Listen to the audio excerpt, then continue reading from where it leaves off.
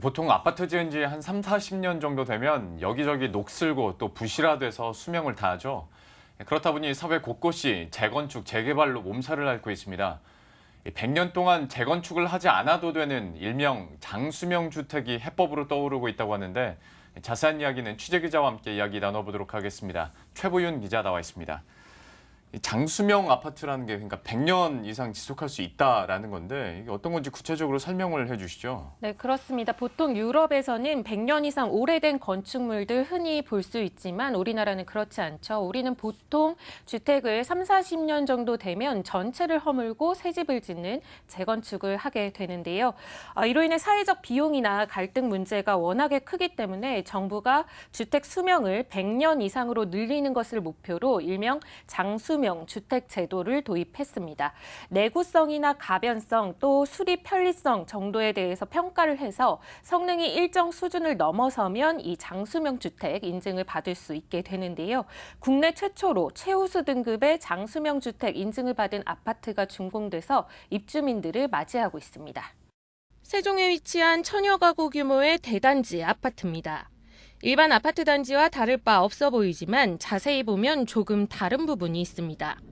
기둥과 보가 켜켜이 교차하며 골격을 완성한 이 아파트는 LH가 선보인 장수명 주택입니다. 일반 벽식 구조를 탈피해 골조는 더 튼튼해지면서 공간 활용도는 높아졌습니다.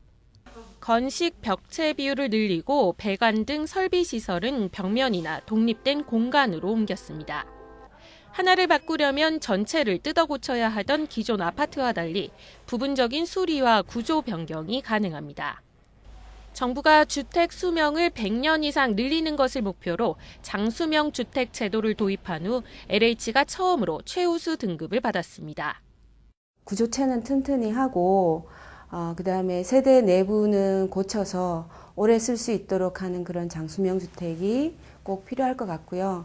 그리고 우리 집이 사실 한번 쓰고 버리는 그런 일회용이 아니지 않습니까? 이제 고쳐서 오래 쓰는 그런 아파트 문화를, 주거 문화를 만들어 나갔으면 좋겠습니다. LH는 장수명 주택 입주민들이 생애 주기나 생활 방식에 맞춰 새로운 주거 문화를 만들어 나갈 것으로 기대하고 있습니다.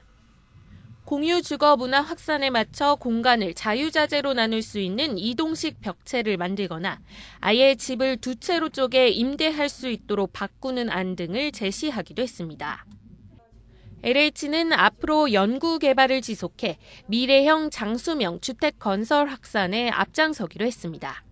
영상으로 이렇게 보면 좋아 보이긴 합니다. 그런데 한편으로 또 걱정되는 건 비용이 너무 많이 들지 않을까라는 걱정도 있는데 이건 어떻습니까? 네, 아무래도 100년 이상 유지 가능한 집을 지으려면 비용 부담이 만만치 않겠죠. 이런 비용 문제로 보급 속도가 더디다 보니까 정부가 지속적으로 공사비 절감을 할 수 있는 방안을 연구 개발하고 있습니다. 이런 노력으로 이번 LH의 장수명 주택은 일반 아파트를 지을 때보다 3에서 6% 정도의 공사비가 더 드는 수준에서 완성됐다는 설명입니다. 정부는 최소한의 건설 비용 증가는 어쩔 수 없지만 3, 40년마다 해야 하는 재건축을 하지 않아도 되는 만큼 오히려 100년간 11에서 18% 정도의 생애 주기 비용 절감 효과가 있을 것으로 내다봤습니다. 또 철거와 재건축 횟수를 줄임으로써 일반 주택에 비해 온실가스는 17% 정도, 건설 폐기물은 85% 정도 절감할 수 있을 것으로 분석했습니다.